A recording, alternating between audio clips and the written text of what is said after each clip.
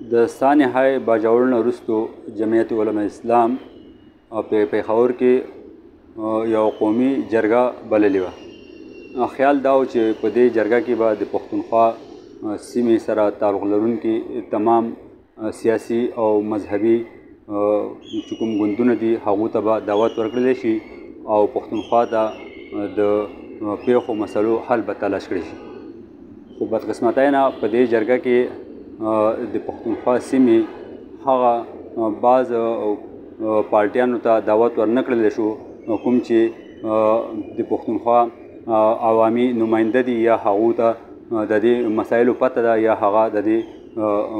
کوم مشکلات چې دي د دې نه براه راست متاثر دي. زما مطلب پاکستان تحریک انصاف دی چې دې وخت کې د پښتونخوا نماینده جماعت دی. دا ټیک ده چې دې وخت کې پارټۍ د ریاستي جبر سام نه کوي او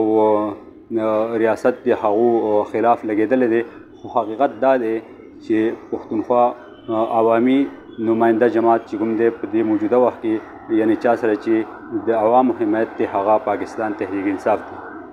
بل طرف ته که مونږ وګورو نو منظور پښتین دی. مونږ که د هغه په خبرو سره یا د هغه نظریاتو سره لاګ اختلاف وکړو، خو دا یو حقیقت دی چې هغه د جنګ ځپلو علاقو یو ډېر مؤثر اواز دی. خلق په اعتماد کې هغه ته د دې مسایلو پته ده او هغه چې کوم دې دپاره حل تجویز کولی شي نو هغه به زه دا ګڼم چې یو ډېر په حل وي. بدقسمتۍ نه په دې جرګې کې دغه دواړه چې کوم ډلې وي دا ونه بللی شوې، هغې باوجود دې جرګې ته د قامي جرګې نوم ورکړ.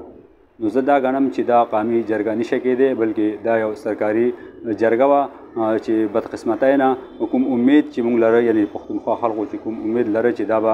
زمونږ د مسایلو څه حل راوباسي نو هغه شانتې ونه شوه او ممکن نه ده چې په یو مسلې په حل تلاش کولو کې د هغه علاقې ټول فریقین دې شامل نه وي او د هغې حل دې راوځي.